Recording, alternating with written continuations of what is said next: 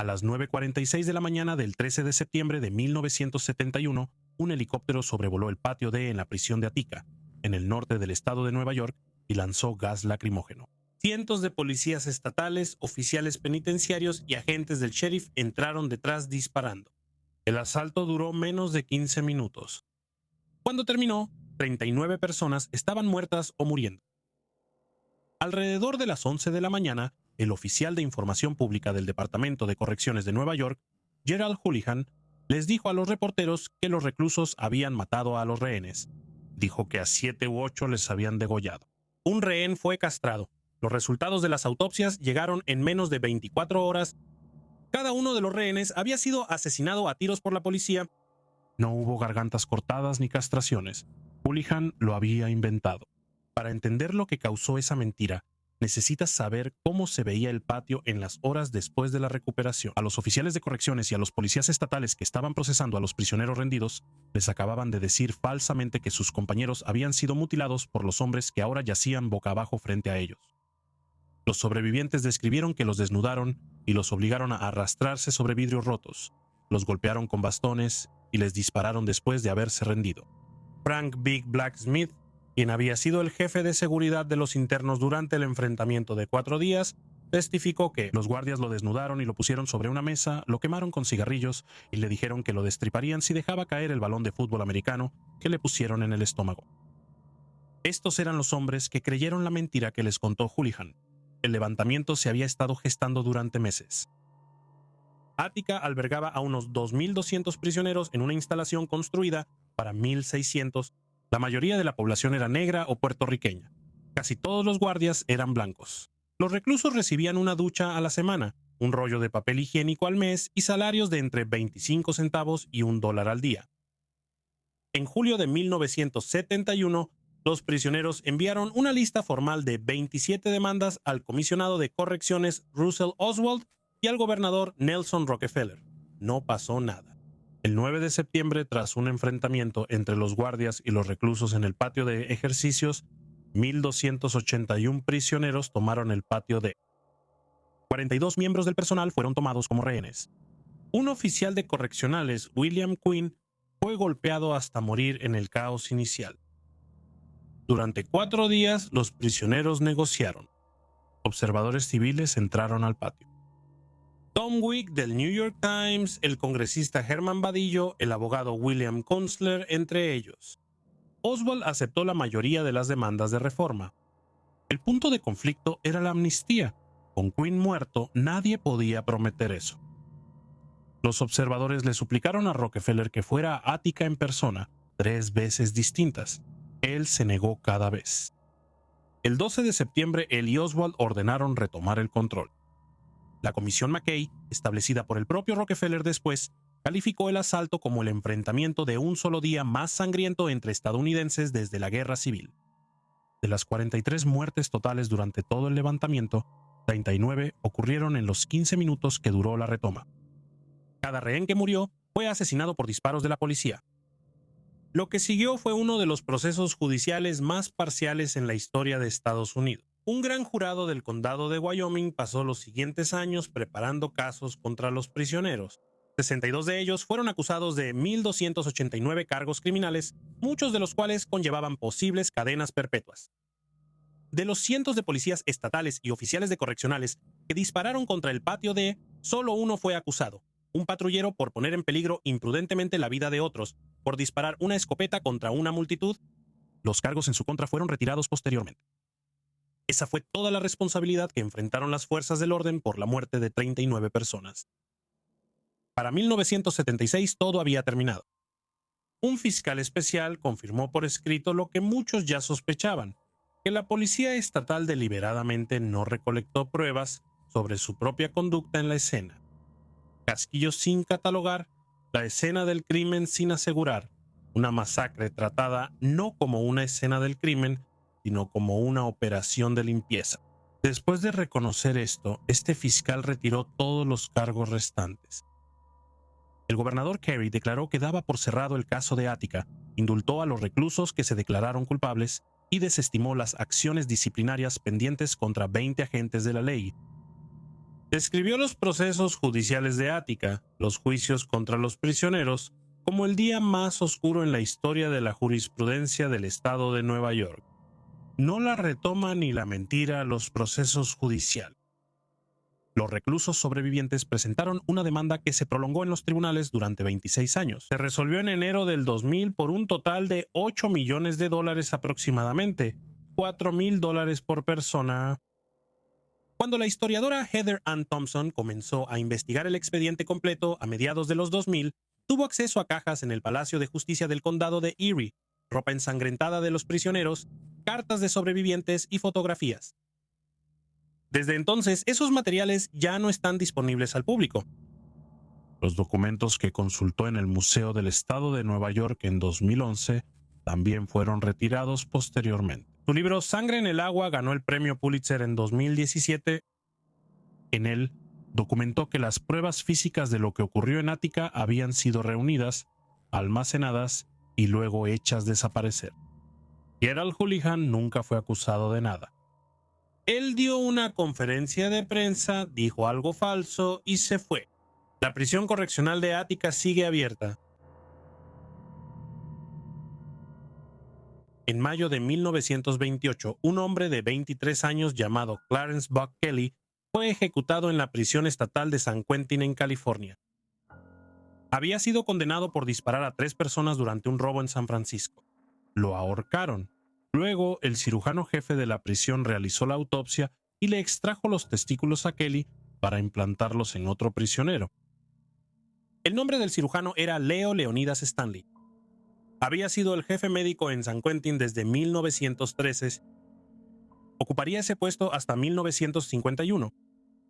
Según su propio cálculo, realizó más de 10,000 procedimientos que involucraban material testicular en prisioneros durante esos 38 años, extraído de hombres ejecutados y triturado a partir de las glándulas de cabras, carneros, jabalíes y ciervos. Él creía que esto curaba la criminalidad. Stanley llegó a San Quentin como un eugenista convencido. Él creía que el comportamiento criminal era causado por una función endocrina defectuosa, específicamente una disfunción testicular. Él creía que el declive de la vitalidad masculina blanca era una amenaza para la civilización, y él creía que la población cautiva de la prisión, desproporcionadamente negra y pobre, le daba un laboratorio controlado al que ningún investigador externo podía acceder. Sujetos que podía observar diariamente, operar y seguir indefinidamente. Él escribió que los prisioneros tenían suerte de recibir tratamientos por los que hombres ricos en Europa estaban pagando. Su primer implante fue en 1918. 5 años después de haber comenzado su cargo, tomó los testículos de un joven prisionero negro ejecutado y los injertó en un recluso blanco de 72 años, al que clasificó como C9. Escribió que el hombre estaba tan animado como un potro joven en cuestión de días. Entre 1918 y 1927 realizó 30 operaciones entre humanos. Cuando las ejecuciones no podían satisfacer la demanda, pasó a usar glándulas animales, triturándolas hasta nacer una papilla e inyectándola bajo la piel del abdomen del paciente. Para 1940 se habían realizado más de 10,000 procedimientos en total. Publicó sus resultados en revistas médicas. En 1919, el United Press Dispatch lo describió como una figura internacional en el mundo de la cirugía por su trabajo. La teoría subyacente no era completamente marginal en ese momento. Investigadores europeos publicaban sobre el rejuvenecimiento testicular durante los años 20 y periódicos serios lo cubrían. Pero para cuando Stanley estaba haciendo esto a gran escala, la ciencia ya se estaba desmoronando. Los estudios controlados no lograban reproducir los resultados. Las mejoras que reportaban sus prisioneros eran consistentes con el efecto placebo en un lugar donde cualquier atención médica especial era un alivio de la brutalidad ordinaria de la prisión. Stanley sabía que esto era una posibilidad, así que escribió sobre ello y siguió adelante. Al mismo tiempo, él estaba dirigiendo el programa de esterilización de San Quentin.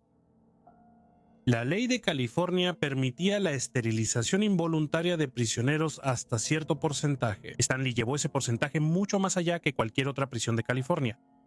Aproximadamente 600 prisioneros fueron esterilizados para 1940, enfocándose en hombres que él identificaba como homosexuales. con deficiencia intelectual o pertenecientes a grupos que consideraba genéticamente indeseables. También construyó la primera sala de hospital segregada por raza en San Quentin. La segregación racial no se había aplicado formalmente en San Quentin antes de que él llegara. El caso de Kelly lo puso brevemente ante la opinión pública. La familia de Kelly demandó a Stanley por mutilar un cadáver después de enterarse de lo que se había hecho tras la ejecución. El caso llegó a los tribunales, pero Stanley no fue condenado. Los periódicos de California lo publicaron durante unos días. Escándalo de glándulas en San Quentin. Se lanzarán nuevas curas glandulares. Luego la cobertura terminó y Stanley volvió a trabajar durante otros 23 años. En 1940 publicó unas memorias tituladas Hombres en su peor momento. Describió a sus prisioneros con el desapego de un investigador que escribe sobre una población de estudio. El libro fue publicado por una editorial comercial y recibió reseñas. En 1951 se retiró. Viajó por el mundo, trabajó como médico a bordo y siguió escribiendo. Todo su archivo, álbumes de recortes, correspondencia, registros experimentales, fotografías y varios borradores de memorias se encuentran en la Biblioteca Digital de California. La guía del archivo es de acceso público. Él mantenía todo organizado. La lógica racial de lo que hizo no es algo que tengas que leer entre líneas. Leo Leonidas Stanley nunca fue acusado de nada. Murió en 1976 a los 90 años en su propia cama. En 1835, un empresario de Tennessee llamado Isaac Franklin comenzó a comprar tierras a lo largo del río Mississippi, en la parroquia de West Feliciana, Luisiana. Dividió la propiedad en 6 plantaciones de algodón. A una de ellas le puso el nombre de Angola, por la región de África de donde habían sido llevadas muchas de las personas esclavizadas que trabajaban ahí. Franklin también era en ese momento copropietario de la firma de comercio de esclavos más grande de Estados Unidos. Para cuando Franklin murió en 1846, era dueño de 600 personas esclavizadas y miles de acres en varios estados. Sus plantaciones en Luisiana pasaron a su viuda y, eventualmente, a un exoficial del ejército confederado llamado Samuel Lawrence James, quien en 1869 arrendó la mano de obra de todos los prisioneros estatales de Luisiana y los puso a trabajar en la tierra. En 1880 compró directamente la propiedad de Angola y trasladó allí a los prisioneros que tenía arrendados. En 1901, el estado de Luisiana compró los 8,000 acres a los herederos de James y estableció la penitenciaría estatal de Luisiana. Los guardias llegaban a caballo. Los prisioneros trabajaban en los campos. Nada más cambió. Hoy en día, Angola es la prisión de máxima seguridad más grande de los Estados Unidos.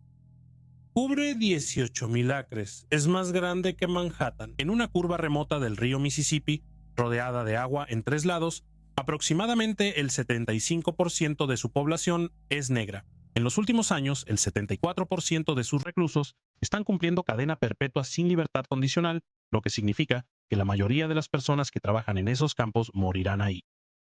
La sentencia promedio para quienes no cumplen cadena perpetua es de 90.9 años. El exalcalde Burl Cain, quien dirigió la instalación durante 2 décadas, una vez explicó claramente su filosofía de gestión. Mantén a los reclusos trabajando todo el día para que estén cansados en la noche. Todavía recogen algodón. No es una metáfora. La cuadrilla del campo.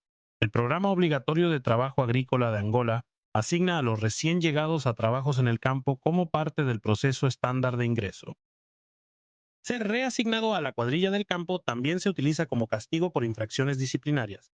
Los hombres cosechan algodón, quimbombó, papas, maíz y otros cultivos a mano, de rodillas bajo el calor de Luisiana, sin herramientas agrícolas modernas, bajo la vigilancia de guardias armados a caballo. Ganan entre 2 y 20 centavos por hora si es que les pagan algo. Los cultivos se venden en el mercado abierto a través de empresas penitenciarias, una agencia estatal con fines de lucro. En un año agrícola reciente, Angola cultivó y cosechó trigo, maíz, soya, algodón y sorgo, vendiendo los productos comercialmente. En el verano, el índice de calor en Angola supera rutinariamente los 100 grados.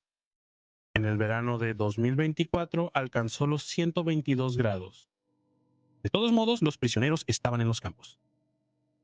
En septiembre de 2023, Voz de la Experiencia, una organización sin fines de lucro fundada por hombres que habían estado en Angola, presentó una demanda colectiva junto con 4 prisioneros actuales. Argumentó que la línea de trabajo agrícola, especialmente bajo el calor del verano en Luisiana, violaba la protección de la octava enmienda contra castigos crueles e inusuales. Las declaraciones adjuntas a los documentos suenan como testimonios de otro siglo. Rey Florio describió cómo recogía nueces pacanas cuando un guardia blanco a caballo le dijo que regresara al campo llamándolo muchacho. Demarius Jackson, el nieto del aparcero, escribió que haber sido obligado a trabajar en un campo de algodón en Luisiana, junto a otros hombres negros, le causó un daño que solo podía describir de una manera. Eso le hizo sentirse como un esclavo. Patrick Jones lo dijo, simplemente nunca tuvo otro asiento que el suelo, nunca tuvo sombra excepto la del maíz y la ocra. Un juez federal revisó las pruebas y ordenó al Estado que corrigiera lo que él llamó las deficiencias evidentes en la forma en que Angola protegía a los hombres a los que obligaba a trabajar al aire libre. No había sombra adecuada, protector solar, descansos, ni adaptaciones para los prisioneros con condiciones médicas que hacían que el calor extremo fuera peligroso. La respuesta del Estado fue una carpa temporal. Entre la orden del juez y el mes siguiente, más de 50 prisioneros buscaron tratamiento médico por exposición al calor, mientras que Luisiana afirmaba estar cumpliendo con las normas. El Tribunal de Apelaciones del Quinto Circuito falló a favor de los prisioneros. El caso fue certificado como una demanda colectiva en diciembre de 2024, abarcando a todas las personas detenidas en Angola. El juicio comenzó en Baton Rouge en febrero de 2026. La posición oficial de Luisiana es que la línea agrícola es rehabilitadora. Su valor, argumentó el Estado en la Corte, está en darles a los hombres un trabajo significativo y proveer alimentos para la población carcelaria. Existe un mecanismo legal que ha permitido que este arreglo continúe. La 13ª enmienda de la Constitución de los Estados Unidos, que abolió la esclavitud en 1865, contiene una excepción. Dice, ni la esclavitud ni la servidumbre involuntaria, excepto como castigo por un delito del cual la persona haya sido debidamente condenada, existirán dentro de los Estados Unidos. Angola era una plantación antes de ser una prisión, pero los hombres que trabajan ahí hoy nacieron mucho después de que terminó la esclavitud y la mayoría de ellos moriría ahí.